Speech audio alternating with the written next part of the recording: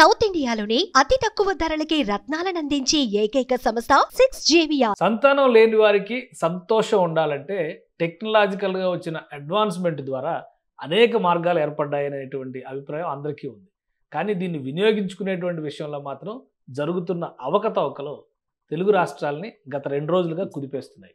సృష్టి test tube centre, సృష్టి ఇన్ఫెర్టిలిటీకి treatment చేసేటువంటి హాస్పిటల్ అని ఇటువంటి అంశాలని, దీనికి సంబంధించినటువంటి వార్తల్ని కొంతకాలం క్రితం విన్నాం. మళ్ళీ ఇప్పుడు అదే లైమ్ లైట్లోకి వచ్చింది.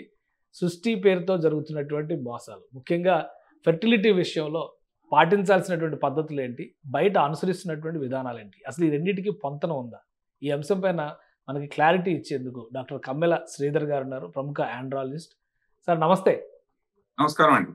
సార్, ఈ సృష్టి టెస్ట్ ట్యూబ్ సెంటర్ అలాగే ఇన్ఫెర్టిలిటీకి సంబంధించి వీళ్ళు ఇచ్చే ట్రీట్మెంట్ ఇస్తామనేటువంటి ప్రకటనలు ఇవన్నీ కూడా గతంలోనే విమర్శల పాలైనవి. కొన్ని కేసులు, అరెస్టులు ఇవి కూడా జరిగినాయి. మళ్ళీ ఇప్పుడు మరోసారి 2 తెలుగు రాష్ట్రాలను కూడా కుదిపేసేటువంటి సంఘటనలు జరిగినాయి. ఎవరు ఊహించినటువంటి సరోగసీ పేరుతో ఏకంగా సరోగసీ లేకుండానే రకరకాల మోసపూరితమైన పద్ధతులను అనుసరించారనేది పోలీసులు చాలా క్లియర్గా ఇన్వెస్టిగేషన్లో తేల్చినటువంటి అంశం. ఏంటి సార్ అసలు దీని గురించి? సామాన్యుల్లో ఒక ఆందోళన వస్తుంది. ముఖ్యంగా పిల్లలు లేని వాళ్ళు పిల్లలు పొందాలంటే వైద్య రీతుల్లో చాలా డెవలప్మెంట్ జరిగింది అనుకున్నారు. కానీ ఆ వైద్య రీతుల కంటే కూడా చీటింగ్ చేసేటువంటి పద్ధతులు పెరిగిపోయినాయి అనే అభిప్రాయం జనంలోకి వస్తుంది. ఏం చెప్తారు మీరు? అంటే ఇప్పుడు అందరూ అలా చేయటండి. 99% ఫర్టిలిటీ సెంటర్స్ న్యాయంగానే, నిజాయితీగా వచ్చిన వాళ్ళ సమస్యను పరిష్కరించే విధంగానే చేస్తారు. ఏదైనా అడపదడప కేసు వచ్చింది అనుకోండి, అందరు అలా చేస్తున్నారేమో అనే ఒక అనుమానం రేకించే విధంగా దాంట్లో వివరాలని అలా బయటకు వస్తూ ఉంటాయి. కానీ మెజారిటీ అంటే అందరూ క్వాలిఫైడ్ పర్సన్సే ఐవీఎఫ్ సెంటర్ కానీ ఫర్టిలిటీ సెంటర్ తెరవడానికి ఆస్కారం ఉంటుంది. అన్క్వాలిఫైడ్ పర్సన్స్ ఎవరు తెరవలేరు. సెకండ్, చేస్తున్న పని కనుక బాగా చేయకపోతే వాళ్ళు ఎట్లాగూ బిజినెస్ లో ఉండలేరు. అయితే ఎవరైనా సరే గుడ్ విల్ కనుక కోల్పోయిన వాళ్ళు ఎట్టి పరిస్థితుల్లో మళ్ళీ బిజినెస్ చేయడం కానీ, లేకపోతే వాళ్ళు ఫర్టిలిటీ సెంటర్ నడపడం కానీ, ఆ ప్రొఫెషన్ లో కొనసాగడం కానీ సాధ్యం కానిటువంటి పని. ఎందుకంటే అంటే ఈ విషయంలో ఈ పర్టికులర్ గా సృష్టి అనే పేరు మీద ఆల్రెడీ పేరు మాత్రం బాగుంది. కానీ 2-3 సార్లు, ఇది ఒకసారి కాదు, ఇది 3వ సారో 4వ సారో కేసు నమోదు అవ్వడము, అసలు లైసెన్స్లో ఎక్స్పైర్ అయిపోయి 2021కే ఎక్స్పైర్ అయిపోయి ఇల్లీగల్గా రన్ చేస్తున్నారు వాళ్ళు అనేది పోలీసులు డైరెక్ట్గా ప్రెస్ మీట్లో పెట్టారు. 7 అందులో పనిచేస్తున్నటువంటి సిబ్బంది కూడా క్వాలిఫైడ్ కాదని వాళ్ళందరినీ అదుపులోకి తీసుకున్నారు. సో ఏంటి అసలు ప్రొసీజర్ ఏంటి, ఫాలో అవుతుంది ఏంటి? జనరల్ గా ఫర్టిలిటీ సెంటర్ పెట్టాలంటే డిఎంహెచ్ఓ ఉంటారండి. హాస్పిటల్ కైనా క్లినిక్ అయినా వాళ్ళ ద్వారా మన ఇన్ఫ్రాస్ట్రక్చర్ చూపించటము, అప్లికేషన్ పెట్టడము, వాళ్ళు వచ్చి ఇన్స్పెక్ట్ చేయటము, వాళ్ళు సాటిస్ఫై అవుతే దానికి అర్హత ఉన్నటువంటి ఆ ఫెసిలిటీస్ అన్నిటి కూడా రిజిస్ట్రేషన్ సర్టిఫికేట్ ఇస్తారు. దాని వ్యాలిడిటీ 5 years ఉంటుంది. ఆ 5 years లో లాస్ట్ 6 months లో మళ్ళీ రెన్యువల్ కూడా పెట్టుకోవాలంటారు. ఇలా పెడితే వాళ్ళు మళ్ళీ రెన్యువల్ చేసే అవకాశం ఉంటుంది. సో ఇవన్నీ కూడా చాలా పకడ్బందీగా జరిగేవి. ఎక్కడ కూడా ఇందులో తప్పులు జరిగే అవకాశాలు లేవండి. వాళ్ళకి తెలియకుండా ఎవరైనా నడిపిస్తుంటే వాళ్ళ పైన ఎప్పుడైనా పర్యవేక్షించినప్పుడు, సూపర్వైజ్ చేసినప్పుడు, లేక రేడ్ చేసినప్పుడు దొరికిపోతారు. కాబట్టి డాక్టర్స్ అలాంటి ఇల్లీగల్ పనులు జనరల్ గా చెయ్యరు. ఈ పర్టికులర్ సెంటర్ ఏం చేసింది, ఇంతకు ముందు వాళ్ళ మీద కేసు ఉన్నాయని మరి తెలియవస్తుంది. నాకు అంత ఐడియా లేదు దాని గురించి. కానీ ఒకసారి ఎవరైనా సరే దొరికారు, ఇల్లీగల్ యాక్టివిటీ దొరికారంటే మళ్ళీ జాగ్రత్త పడతారని నేను భావిస్తుంటాను. వాళ్ళ లైసెన్స్ రద్దయింది, ఆ డాక్టర్ గారు అయింది, లేకపోతే వాళ్ళ హాస్పిటల్ రెన్యువల్ చేయలేదు, ఇవన్నీ విషయాలు మరి రికార్డ్స్ ఉన్నటువంటి డిఎంహెచ్ఓ కానీ పోలీసు వారు చెప్పచ్చు. వారు చెప్పింది కనుక నిజమే అయితే, ఒకవేళ రెన్యువల్ లేకుండా చేస్తే మాత్రం అది తప్పే అండి. ఎందుకంటే మేము ఏ పని చేస్తున్నా, ఒక ఎంబీబీఎస్ డాక్టర్ ప్రాక్టీస్ చేయాలంటేనే ఆయన మెడికల్ కౌన్సిల్ లో రిజిస్టర్ చేయాల్సి ఉంటుంది. అక్కడ కూడా 5 years కి రెన్యువల్ చేయాల్సి ఉంటుంది. ఉదాహరణ 30 సంవత్సరాల క్రితం ఎంబీబీఎస్ పాస్ అయ్యాడు అనుకోండి, ఆయన కూడా కంటిన్యూస్ గా అట్లా ఆ రిజిస్ట్రేషన్ ఉండదండి. ఆయనకి ఎవ్రీ 5 years ఈ షుడ్ అప్డేట్ హిస్ నాలెడ్జ్. ఆయన కాన్ఫరెన్స్ కి వెళ్ళాలి, కొత్త కొత్త విషయాలు నేర్చుకోవాలి. ప్రతి కాన్ఫరెన్స్ లోనూ క్రెడిట్ అవర్స్ అని ఉంటాయి. ఆ క్రెడిట్ అవర్స్ కనీసం 20-30 వాళ్ళు రాస్తారండి. ఈ 30 hours కావాలంటే 5-6 కాన్ఫరెన్స్ వెళ్ళి ఉండాలి. అక్కడ ఏం నేర్చుకున్నారనే సర్టిఫికెట్, పార్టిసిపేషన్ కానీ, ప్రెజెంటేషన్ ఏమైనా చేస్తుంటే దాన్ని ఇస్తే అవి చూసి వాళ్ళు మళ్ళీ రెన్యువల్ చేస్తారు. లేకపోతే ఏంటంటే మీ అభిప్రాయం ప్రకారం అసలు ఈ కేసులో వైలేషన్స్ కానీ లేదా మిస్లీడింగ్స్ కానీ ఏంటి, కీలకమైనటువంటి అంశాలు ఏంటి? ఏంటంటే వాళ్ళు సరోగేసీకి వెళ్ళారండి. సరోగేసీకి వెళ్ళాలంటే ఫస్ట్ బేసిక్ ఫండమెంటల్ ఏంటంటే ఆ కపుల్ కి సంతానం సొంతగా కలగదు అనే ఒక ఎసెన్షియాలిటీ సర్టిఫికేట్ ఉంటుంది, ఎలిజిబిలిటీ సర్టిఫికేట్ ఉంటుంది. ఇది సర్టిఫైడ్ స్పెషలిస్టులు ఇవ్వాలి. ఒక ఐవీఎఫ్ స్పెషలిస్ట్ ఈమె ద్వారా ఈమె గర్భం దాల్చడానికి గర్భస్థితి సరిగా లేదు, ఆమెలో నిర్మాణాత్మకమైన స్ట్రక్చరల్ డిఫెక్ట్స్ ఉన్నాయి కాబట్టి అంటే రిపేర్ చేయలేకపోతున్నాం కాబట్టి ఈమె వల్ల ప్రెగ్నెన్సీ రాదు కాబట్టి ఈమె కొత్త వాళ్ళని ఏమైనా సెలెక్ట్ చేసుకుంటే వారు ఈమె యొక్క పిండాన్ని మోయడానికి ఛాన్స్ ఉంది అనేది first permission. Okay, that is called essentiality certificate. Essentially she should go for another carrier. Gestational carrier అంటే ఏంటి? గర్భసంచిని వేరే వాళ్ళు ఒక లీగల్ బాండ్ ద్వారా, ఇక్కడ ఇల్లీగల్ యాక్టివిటీ కానీ ఎక్స్ప్లాయిటేషన్ కానీ బ్లాక్ మెయిలింగ్ కానీ చేయడానికి ఆస్కారం లేనటువంటి సరగసీ యాక్ట్ 2021 ఉందండి. ఓకే, దాంట్లో చాలా విషయాలు క్లారిఫై చేశారు. ఎందుకంటే అంతకుముందు ఫారినర్స్ కి మనం చేసేసేవాళ్ళు ఇక్కడ, తర్వాత రకరకాలుగా డబ్బులు తీసుకుని చేసేవాళ్ళు, కానీ అవన్నిటిని బ్యాన్ చేస్తూ ఇప్పుడు జరగాల్సింది ఏంటంటే అల్ట్రోయిస్టిక్ సరగసీ అంటారు. ఎవరైనా సరే, ఉదాహరణకు ఒక కపుల్ ఉన్నారు అనుకుందాం, కపుల్ పేరు ఏ అనుకుందాం, ఏ భర్త భార్య, వీళ్ళిద్దరికి పిల్లలు కలగలేదు. అప్పుడు ఎవరి వల్ల ప్రాబ్లం ఉంది? ఉదాహరణకు గర్భసంచి బాగలేదు, ఏ అనే కపుల్ యొక్క అందులో ఉన్న స్త్రీకి లేదనుకుందాం. ఆమె తన రిలేటివ్స్ తెచ్చుకోవాలి, ఆమె సొంతంగా తెచ్చుకోవాలి. వాళ్ళ వదినమ్మను, లేకపోతే తోటికోడలో, లేకపోతే నియర్ బై రిలేటివ్స్ తెచ్చుకొని ఈమె ద్వారా నేను నా పిండాన్ని ఆమెలో ప్రవేశపెట్టండి, కాబట్టి ఆమె ద్వారా వచ్చిన బిడ్డని నేను మళ్ళీ తీసుకుని పెంచుకుంటాను అనే దానికి పర్మిషన్ కావాలంటే ఒక లీగల్ బాండ్ రాసుకోవాలి. అంటే బయట వాళ్ళకి ఎవరికి కూడా అలా చేయడానికి లేదు. ముందు ఫస్ట్ ప్రయారిటీ అయితే రిలేటివ్స్ లోనే చూడాలి సరోగసీ ఫాలో అవ్వాలంటే. సరోగసీలో రిలేటివ్స్ మాత్రమే చేయాలండి. అసలు సంబంధం లేని వ్యక్తులకు ద్వారా సరోగసీ జరిగిందంటే అది ఇల్లీగలే. ఓకే, దీన్ని అల్ట్రోయిస్టిక్ సరోగసీ అంటారు. అంటే అసలు ఎందుకు చేస్తారు? ఇది ఏ లాభం లేకపోతే ఎవరైనా ఎందుకు చేస్తారు అంటే, మన చుట్టాలు కాబట్టి, మన అమ్మాయికి ప్రాబ్లం వచ్చింది కాబట్టి మేము ప్రేమతో, అభిమానంతో, స్వచ్ఛందంగా ఎటువంటి ప్రతిఫలం ఆశించకుండా మేము ముందుకు వస్తున్నాం అని వాళ్ళు డిక్లరేషన్ ఇవ్వాలి. వాళ్ళ ప్రెగ్నెన్సీకి అయ్యే ఖర్చులు మాత్రమే ఎవరైతే అడుగుతున్నారో, మాకు పిల్లలు లేని బాధపడుతున్నారో ఆ దంపతులు పే చేయాలి. Okay, okay. ఒక ప్రెగ్నెన్సీకి అయ్యే ఖర్చు 2 నుంచి 3 లక్షలు ఉంటుందండి. అంటే ఆమె ఉండటానికి కానీ, ఆమె భోజనానికి కానీ, మెడికల్ ఫెసిలిటీస్ కానీ, డెలివరీకి కానీ, ఆమె రికవరీ పీరియడ్ కానీ, ఇవన్నిటి కలిపి 2.5 నుంచి 3 లక్షలు యావరేజ్ గా ఇండియాలో ఉందండి. అది కూడా ఆమె చేతికి ఇవ్వడానికి లేదు. ఆమెకు వెళ్ళినప్పుడల్లా ఫీజు కట్టుకుంటూ ఉండాలి వీళ్ళు. సో ఆ విధంగా ఆమెకు ఒక అడ్వకేట్ ఉండాలి. ఎవరైతే పిల్లలు లేదా బాధపడ వాళ్ళకు అడ్వకేట్, ఎవరైతే మొయ్యబోతున్నారో వాళ్ళకు అడ్వకేట్, పుట్టబోయే బిడ్డకి లీగల్ రైట్స్ సంరక్షించేటువంటి లీగల్ బాండ్. ఎందుకంటే బిడ్డ కనుక ఎదిగే క్రమంలో ఏమైనా ఇబ్బందులు వస్తే అవతల వాళ్ళు పారిపోయారు అనుకోండి, ఇన్ఫర్మేటివ్ కపుల్ కానీ దొరకలేదు అనుకోండి, అప్పుడు ఈ మోస్తున్నామే ఒంటరి అయిపోతుంది, ఆ బిడ్డ అనాథ అయిపోతుంది. సో వీటన్నిటిని కూడా సంరక్షించుకుంటూ ఎవరిని ఎవరు మోసం చేయకుండా ఒక జటిలమైన సమస్యను పరిష్కరించే దిశగా సరగసీకి పర్మిషన్ ఇవ్వడం జరిగింది. ఇది చాలా హై ఎండ్ పర్మిషన్ అండి. ఇక్కడ పిల్లలకి సంబంధించి టెస్ట్ ట్యూబ్ సెంటర్ అన్నారు, లేదా వేరే రకంగా అంటే వాళ్ళ స్పర్మ్ కౌంట్ తక్కువ ఉంది కాబట్టి ఇతరుల స్పర్మ్ ఉపయోగించేటువంటి స్పర్మ్ బ్యాంక్ ని అప్రోచ్ అవుతారని అన్నారు. ఇవన్నీ కాదని ఫైనల్ గా ఎక్కడి నుంచో ఒక మనిషిని తీసుకొచ్చి ఆమె డెలివరీ చేసిన బిడ్డను మీ బిడ్డ అని చెప్పని అప్పగించారని చెప్పంటారు.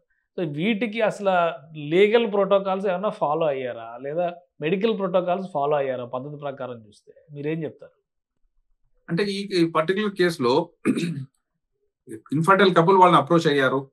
అప్రోచ్ అయినప్పుడు భర్త స్పర్మ్ బాగానే ఉన్నాయి, అమ్మాయి ఏమవుతుందో ఆమెకు ప్రాబ్లమ్స్ ఉన్నాయి కాబట్టి, ఆమె అండం కూడా సరిగా లేదు కాబట్టి ఎవరైతే మోయబోతున్నారో, ఉదాహరణకు బి అనే అమ్మాయి మోయబోతుంది ఏ అనే కపుల్ కోసం అనుకుంటే, బి యొక్క ఎగ్ తీసుకున్నారు, ఏ యొక్క భర్త యొక్క స్పర్మ్ తీసుకుని ఒక పిండం తయారు చేసి ఆ పిండాన్ని బి గర్భంలో ప్రవేశపెడతారనేది ఇక్కడ జరిగినటువంటి లీగలైజ్డ్ గా వాళ్ళు చెప్పినటువంటి విషయం.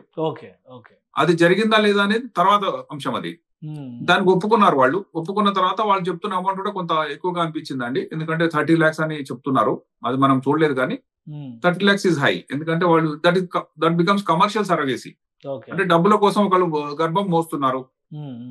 అది ఎందుకు బ్యాన్ చేశారు అంటే, మోసిన అమ్మకి 2 లక్షలు ఇస్తారు, 20 లక్షలు డాక్టర్స్ తీసుకుంటారు, లేదా మీడియేటర్స్ తీసుకుంటారు. అట్లా ఉండి మొత్తానికి అసలు మోసిన వాళ్ళకి చెందవలసిన డబ్బులు వాళ్ళకి చెందట్లేదు కాబట్టి, అది పర్యవేక్షించే అవకాశం లేదు కాబట్టి కమర్షియల్ సర్వీస్ ని బ్యాన్ చేసేసారు. సో కాబట్టి 30 లక్షలు అనేది నాట్ కరెక్ట్. అంటే అట్లాంటి వ్యాలిడిటీ లేదు. 2 లక్షలు 3 లక్షలు వరకు మేము హాస్పిటల్ పే చేసాము, ఆ మోసిన అమ్మాయికి ఒక 2 bedroom ఫ్లాట్ తీసుకున్నాము, ఆమె భోజనం పెట్టాము, హై ప్రోటీన్ డైట్ ఇచ్చాము, మెడికల్ ఫెసిలిటీ ఇచ్చాము, ఇలాంటివి చెప్పుకోవడానికి బాగుంటాయి. 10-15 వేలు ఖర్చు వస్తుంది నెలకి. తప్పితే అదనంగా డబ్బులు ఏవైతే ఉంటాయో అది రాంగ్ అండి. అంటే డాక్టర్స్ Okay. కానీ మీడియేటర్స్ కానీ తీసుకునే ఆమె కూడా ఏమి రాకూడదు. ఓకే. ఎవరైతే మోసారో ఆమె కూడా రాదని ముందు చెప్పాలి. నువ్వు మోస్తున్నావు అంటే ప్రేమతో మోస్తున్నావు అమ్మా, నీకేమీ ఆధారంగా దొరకదు. తర్వాత వెళ్ళి నువ్వు పోలీస్ స్టేషన్ కేసు పెట్టి నాకేమి ఇవ్వలేదంటే కూడా దాని అది వ్యాలిడిటీ లేదని చెప్పిన తర్వాతే సర్వీసెస్ స్టార్ట్ చేయాలి. ఓకే. అది ఇక్కడ జరగలేదు. ఇప్పుడు ఈ కేసులో ఒకవేళ ప్రూవ్ అయితే శిక్షలు కానీ ఇతరత్ర అంశాలు కానీ అసలు ఏ విధంగా ఉండొచ్చు? జనరల్ గా ఎవరైనా బిడ్డ కోసం వచ్చారంటే వాళ్ళ జెనెటిక్ చైల్డ్ కోసం వస్తారండి ఇన్ఫర్టిలిటీ సెంటర్ కి. ఇప్పుడు ఈ ఇన్ఫర్టైల్ కపుల్ ఏ అనే వాళ్ళు భర్త స్పర్మ్ బాగుంది కాబట్టి తన భర్త అయిన జెనెటిక్ మెటీరియల్ ఉంటుందనే ఆశతో ఆ కపుల్ ముందుకు వచ్చారు. ఓకే. ఓకే. అలా అది కాకుంటే వాళ్ళు ఎవరైనా సరే వాళ్ళని ఆర్ఫనేజ్కి వెళ్ళేసి ఒక బిడ్డని దత్తత తీసుకోవచ్చు అండి. ఇన్ఫర్టిలిటీ సెంటర్ రానక్కర్లేదు, ఆర్ఫనేజెస్ రెడీగా ఉన్నాయి, గవర్నమెంట్ స్పాన్సర్డ్ గా ఉన్నాయి, గవర్నమెంట్ ఫండింగ్ చేస్తుంది వాటికి. అక్కడ కూడా లీగల్ బాండ్ ప్రకారం ఒక బిడ్డను తీసుకుంటే ఆ బిడ్డకి వారసత్వ హక్కులు వస్తాయని చెప్పి వాళ్ళకి ఆస్తిపాస్తులు ఉన్నాయా, వాళ్ళ వయసు ఏంటి అని చూసుకొని ఇస్తారు. అలా కాకుండా ఇన్ఫర్టిలిటీ సెంటర్కి ఎందుకు వచ్చారంటే నా జెనెటిక్ మెటీరియల్ కనీసం ఒక పేరెంట్ అయినా ఒరిజినల్ పేరెంట్ అవుతాడు అనే ఆశతోనే ఇన్ఫర్టిలిటీ సెంటర్కి వస్తారు ఎవరైనా. అలాంటి ఆశల్ని వమ్ము చేస్తూ ఇక్కడ జరిగింది ఏంటంటే వాళ్ళ బిడ్డ కాదు అనేది డిఎన్ఏ టెస్ట్ లో తేలడం వల్ల వచ్చినటువంటి సమస్య. రైట్. ఇంకోటి కమల్ శ్రీధర్ గారు ఒక విషయం చెప్పండి, అసలు ఈ ఇండియన్ స్పర్మ్ బ్యాంక్ ఏంటి, అసలు స్పర్మ్ సేకరించడానికి కానీ ఇవ్వడానికి కానీ మన దేశంలో ఉన్నటువంటి రూల్స్ ఏంటి? ఇప్పుడు అది దానికి సంబంధించినటువంటి అంశాలు వెలుగు చూసిన తర్వాత చాలా మంది చాలా అనుమానాలు వస్తున్నాయి. వాళ్ళు లీటర్ల వీర్యం సేవ్ చేసి వివిధ రాష్ట్రాలకి ఎక్స్పోర్ట్ చేస్తున్నారు, ఇట్లాంటివన్నీ అంటుంటే చాలా ఆసక్తికరంగా ఉంది. సో మీరేం చెప్తారు దాని గురించి? అది మాకు కూడా కొంత ఆశ్చర్యంగా అనిపించింది అండి. ఎందుకంటే సెమెన్ బ్యాంకింగ్ ఏదైతే అది legalise procedure. Semen banks sperm banks అని ఉన్నాయి, దానికి ఒక national registry of sperm banking and clinics అని డొనేషన్ ఇచ్చిన వాళ్ళే తీసుకోవచ్చు. అయితే తీసుకోవడం కూడా రిజిస్టర్ అయిన వాళ్ళు మాత్రమే తీసుకోవాలి. తీసుకోవడం అంత భారీ లెవెల్లో దాన్ని స్టోర్ చేసి అక్కర్లేదండి. ఎందుకంటే స్పర్మ్ అనేది ఫ్రెష్ గా తీసుకున్న శాంపుల్లో ఉన్నటువంటి వైటాలిటీ అనేది స్టోర్డ్ సెమెన్ లో ఉండదు. ఓకే. సెమెన్ అనేది ఈజీగా అవైలబుల్ థింగ్. ప్రతిరోజు ఎవరైనా సరే స్పర్మ్ ఇవ్వడానికి డోనర్ ఉంటే అతను ఈ రోజు కాబట్టి ఎల్లుండి ఇచ్చిపోతాడు. దాన్ని మనం సంవత్సరం పాటు దాచుకునే అవసరం కూడా ఉండకపోవచ్చు. ఒక మాస్ లెవెల్లో చేస్తున్నారంటే అది ఎవరెవరికో డిస్ట్రిబ్యూట్ చేయాలంటే ఉదాహరణకు గుజరాత్ పంపుతారు అంటున్నారు, ఢిల్లీకి పంపుతా అంటున్నారు. మరి ఢిల్లీలో కానీ గుజరాత్ లో కానీ పురుషులు లేరా, లేక డోనర్స్ లేరా, మరి ఏం చేయబోతున్నారు? ఇంత లార్జ్ క్వాంటిటీ ఆఫ్ సెమెన్ అనేది అంత క్లియర్ గా తెలియట్లేదు. కానీ ఎవరైతే డొనేట్ చేస్తున్నారో వాళ్ళకి కొంత డబ్బులు ఇస్తున్నట్టు కూడా పేర్కొంటున్నారు. జనరల్ అంటే అసలు ఇప్పుడు దీని వలన ఏదన్నా ఇతరత్ర ఉపయోగాలు ఉంటాయా? మెడికల్ దీనిలో రీసెర్చ్ లో కానీ దానిలో కానీ అంత స్టోర్ చేయాల్సిన అవసరం ఎందుకు వస్తుంది వాళ్ళకి? అంటే కొంతమంది ఇప్పుడు ఒక టౌన్ ఉంది అనుకుందాం, ఉదాహరణ హైదరాబాద్ ఉంది. హైదరాబాద్ లో అందరి దగ్గర స్పర్మ్ బ్యాంక్ ఉండదండి. ఐవీఎఫ్ సెంటర్స్ చాలా ఉంటాయి, కానీ బ్యాంకింగ్ చేయాల్సిన అటువంటి వాళ్ళు కొంతమంది మేజర్ సెంటర్స్ లో ఉంటుంది. మిగతా ఐవీఎఫ్ సెంటర్స్ వాళ్ళ దగ్గర నుంచి వాళ్ళు తీసుకోవచ్చు. దాన్ని వాళ్ళు ఇవ్వచ్చు అండి ఒక మినిమం రేట్ కి. ఉదాహరణకు ఎక్కడో మేదిపట్నమో లేక గచ్చిబౌలి ఎక్కడో చోట ఒక సెంటర్ ఉంది అనుకుందాం. ఆ ఏరియాలో 10 సెంటర్లు చిన్న ఉంటే వాళ్ళు వెళ్ళి 7 శాంపుల్ తెచ్చుకోవచ్చు. 7 శాంపుల్ ని ఒకళ్ళొకటి డిస్ట్రిబ్యూట్ చేయడం తప్పు కాదు. దాన్ని నార్మల్ టెంపరేచర్, ఏ టెంపరేచర్ తీసుకోవాలో ఆ టెంపరేచర్ ఉన్నటువంటి కంటైనర్స్ లో తీసుకెళ్లి ఆ ల్యాబ్ లో ఇచ్చేసి వాళ్ళు రసీదు రాసుకుని వస్తారు. నేను ఇలా 2 శాంపుల్ ఈరోజు ఇచ్చాను, ప్రాసెస్డ్ శాంపుల్ ఇచ్చానని చెప్పి. అది తప్పు కాదు. కానీ ఇంత మాస్ లెవెల్లో స్టోర్ చేస్తున్నారంటే దాని మీద ఏం చేయబోతున్నారు అనేది కూడా కొంత అనుమానం రేకెత్తుతుంది. రెండవది, ఎవరైతే డొనేషన్ జనరల్ ఇచ్చిన స్పర్మ్ డోనర్స్ ఉంటారో డోనర్స్ దగ్గర వీళ్ళు ఏమంటున్నారు, 5 నుంచి 10,000 వాళ్ళకి ఇచ్చేసి మిగతా లక్షల్లో కలెక్ట్ చేశారు అంటే స్పర్మ్ డొనేషన్ కి పెద్దగా ఎవరు పే చేయరండి, పేషెంట్స్ ని అడగరు. జనరల్ గా ఎవరికైనా స్పర్మ్ డొనేషన్ కావాలనుకోండి, ఆ స్పర్మ్ డొనేషన్ కి ఐఓఎన్ టెక్నిక్ ఉంది. మంచి శాంపుల్ కాబట్టి గర్భసంచిలో ప్రవేశపెడితే చాలు ఆ అమ్మాయికి ప్రెగ్నెన్సీ వస్తుంది. ఎందుకంటే సెమెన్ శాంపుల్ బాగుంది కాబట్టి. అయితే ఆ ఇచ్చే డోనర్ ఎలాంటి వాడు అనేది ప్రతి ఒక్కరికి ఆసక్తి ఉంటుందండి. అడుగుతారు కపుల్, మేము డొనేషన్ తీసుకుంటున్నాం, స్పర్మ్ డొనేషన్ తీసుకుంటున్నాము, మరి ఇవ్వబోయే వ్యక్తి నార్మల్ హైట్ లో ఉంటాడా, నార్మల్ కలర్ లో ఉంటాడా, మరి అతని అలవాట్లు ఏంటి, అతనికి ఏ జబ్బులు ఉన్నాయి, అతని కుటుంబం యొక్క జెనెటిక్ ప్రొఫైల్ ఏంటి, వికలాంగులను పుట్టారా, ఇవన్నీ క్వశ్చన్స్ వస్తాయి. వాటిని స్క్రీన్ చేయాల్సినటువంటి బాధ్యత ఈ డొనేషన్ ఎవరైతే సేకరిస్తున్నారో వాళ్ళ మీద ఉంటుంది. కాబట్టి మనిషి రాగానే సెమెన్ తీసుకోవడానికి లేదండి. ఫస్ట్ అతనికి అన్ని టెస్టులు చేస్తారు. అంటే బ్లడ్ టెస్టులు కానీ అతని హెల్త్ ప్రొఫైల్ స్టాండర్డ్స్ చూస్తారు. చూసినాక అతను ఏదైనా సెక్షువల్ ట్రాన్స్మిట్ డిసీజ్ యొక్క ఇంక్యుబేషన్ పీరియడ్ లో ఉండొచ్చు. ఎందుకంటే హెచ్ఐవి అనేది కొన్నిసార్లు ఇన్ఫెక్ట్ అయిన తర్వాత 3 months కి బయటపడుతుంది.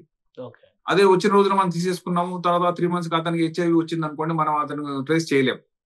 కాబట్టి ఒక రోజు వచ్చి మొత్తం శాంపుల్ ఇచ్చిపోతాడు. ఇచ్చినాక ఆ శాంపుల్ మొత్తం చెక్ చేసుకుంటాం. 3 months మళ్ళీ ఇచ్చిపోతాడు. ఓకే. ఆ టైంలో ఏమైనా జబ్బులు కొత్త వచ్చింటే మనం గుర్తిస్తాం. ఒకవేళ రెండోసారి బాగుంటే అప్పుడు అతని సెవెన్ తీసుకోవచ్చండి. ఇదంతా ప్రొసీజర్. ఈ ప్రొసీజర్ ఖచ్చితంగా ఫాలో అయి తీరాల్సినటువంటి విధానమా? తప్పకుండా ఫాలో కావాలండి. ఎందుకంటే మనం ఇచ్చే స్పర్మ్ డొనేషన్ దాని ద్వారా ఒకరి ఇంట్లో బిడ్డలు కలగబోతున్నారు. భావితరం అనేది అక్కడ అభ్యుదయ పదంలో నడవాలనే ఆశతో వాళ్ళు వచ్చారు.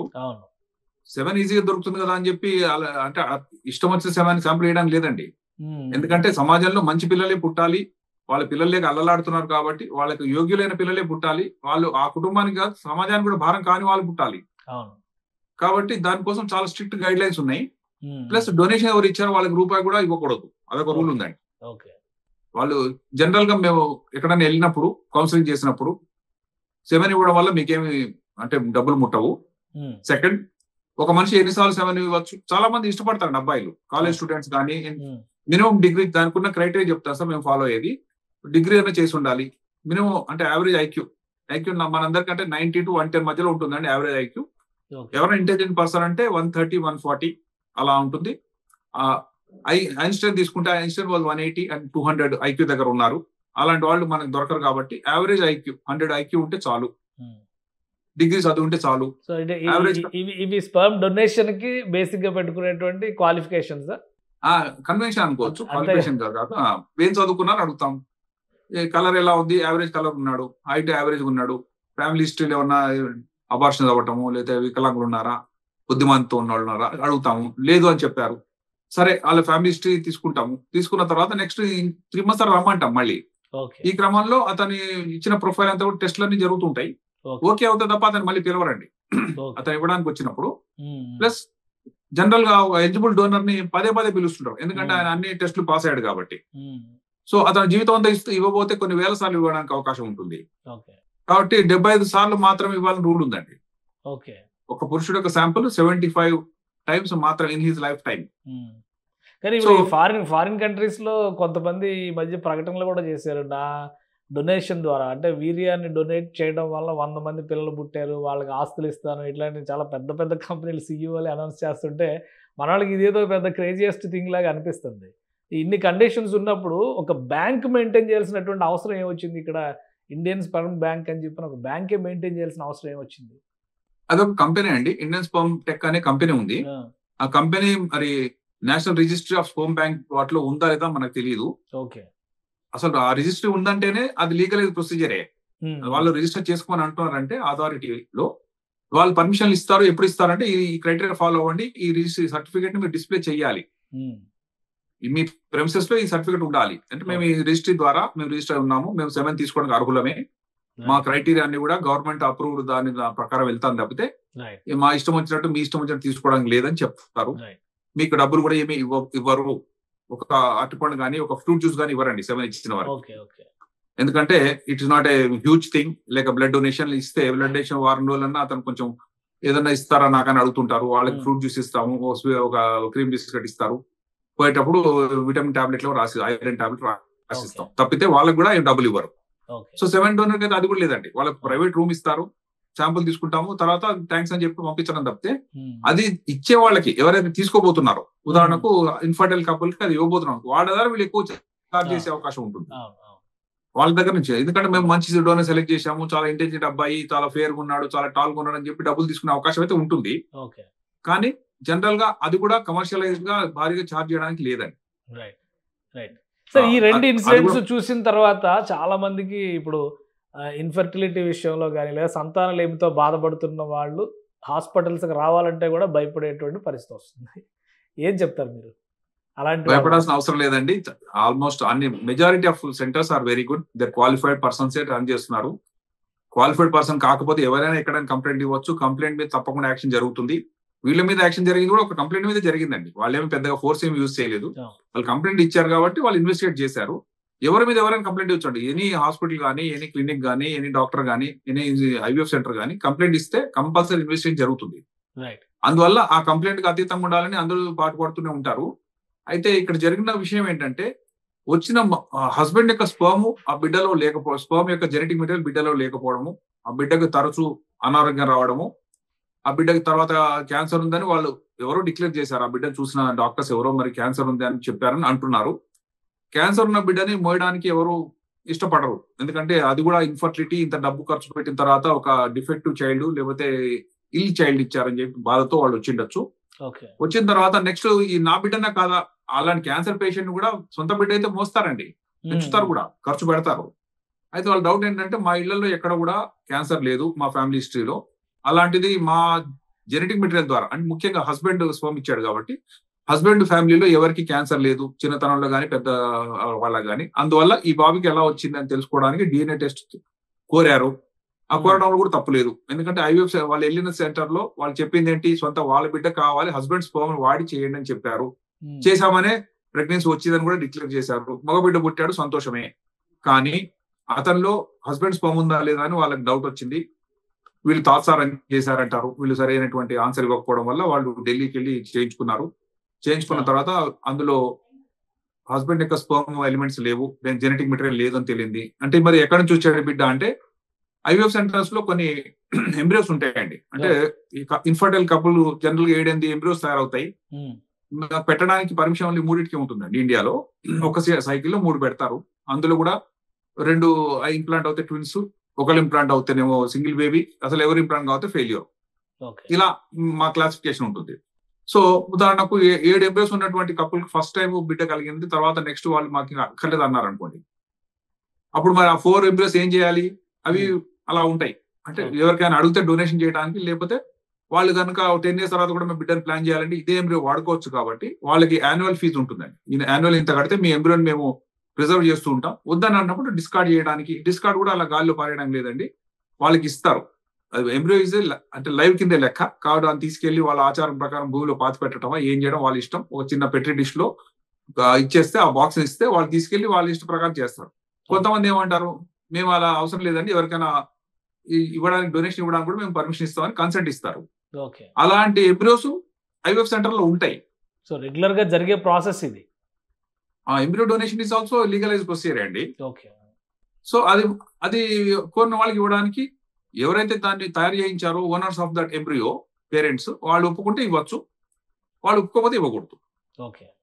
సో ఒప్పుకున్న వాళ్ళది ఎంబ్రియో డొనేషన్ ఎవరికి అడిగితే అది అంటే అదృష్టం కింద భావిస్తారండి ఇన్ఫర్టైల్ కపుల్. అబ్బో ఎవరు దాన్ని ఇచ్చారు, సంతోషమే అండి, ఎవరో పుణ్యాతులు మాకు ఇచ్చారు. కానీ వాళ్ళ ఐడెంటిటీ వీళ్ళకి తెలియకూడదు. తెలిసిందనుకోండి, మా బిడ్డ ఇక్కడ ఉందని చెప్పి ఎవరైతే డొనేషన్ ఇచ్చారో వాళ్ళు రావచ్చు, తర్వాత వాళ్ళిద్దరి మధ్యలో మనస్పర్ధలు రావచ్చు, వాళ్ళు బ్లాక్మెయిల్ చేయొచ్చు, పుట్టిన బిడ్డకి మెంటల్ టెన్షన్ కలిగించవచ్చు.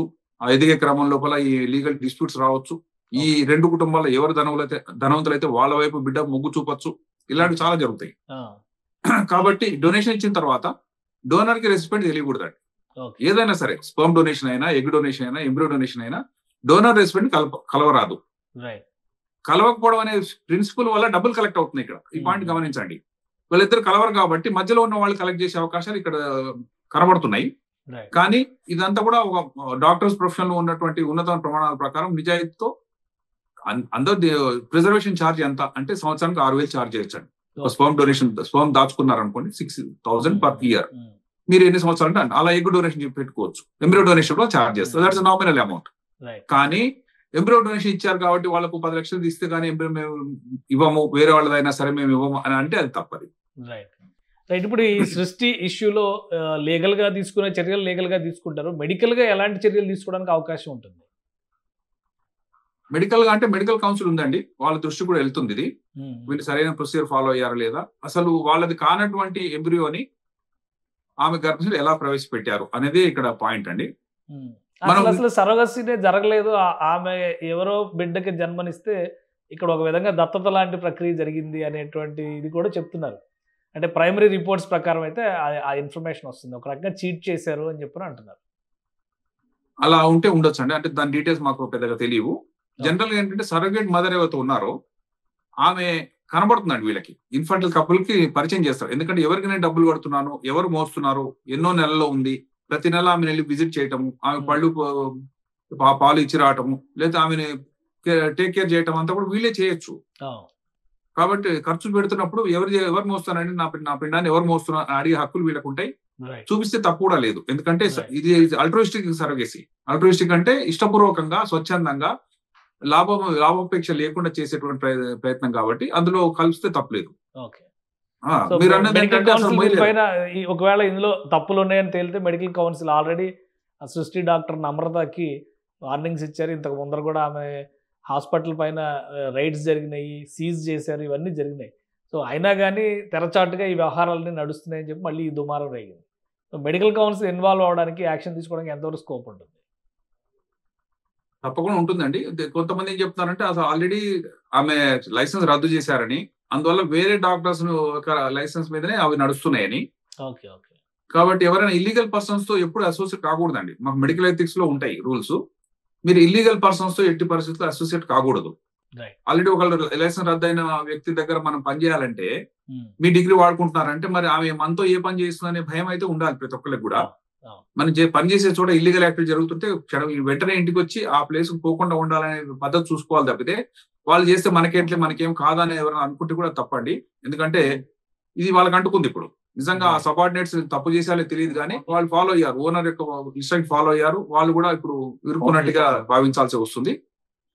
సెకండ్ జనరల్ గుణపాఠం ఏంటంటే ఒకసారి బ్యాన్ అయినటువంటి ఒక డాక్టర్ గానీ ఇన్స్టిట్యూషన్ దగ్గరికి మళ్ళీ అసోసియేట్ కాకపోవడము మంచిది అని నా అభిప్రాయం. వాళ్ళది రివోక్ చేసే అవకాశం ఉంటుంది. సస్పెన్షన్ చేశారు, రివోక్ చేసేసి అంతా క్లియర్ అయిందంటే అప్పుడు వెళ్ళొచ్చు. కానీ ఆ సస్పెన్షన్ ఇన్ఫోర్స్ లో ఉండగా మళ్ళీ వాళ్ళతో అసోసియేట్ అవుతే మనం కూడా కొంత బ్లాక్ మార్క్ పడుతుందనే విషయం ప్రతి ఒక్కరు గుర్తుంచుకోవాలి. అలా చేయకపోవడం వల్లనే ఇంతమంది మళ్ళీ ఆ సెంటర్ రన్ అయిందండి. ఇప్పుడు ఉదాహరణకి ఎవరు దొరకలేదు అనుకోండి, సబార్డినేట్స్ లేక కొలీగ్స్ దొరకకపోతే ఆ సెంటర్ మళ్ళీ రన్ కాదు. వాళ్ళు పాపం దేనికి ఆశపడో వచ్చారు, నడుస్తుంది అని అనుకున్నారు. కానీ దానివల్ల కూడా వాళ్ళకి ఇబ్బందులు వస్తాయి.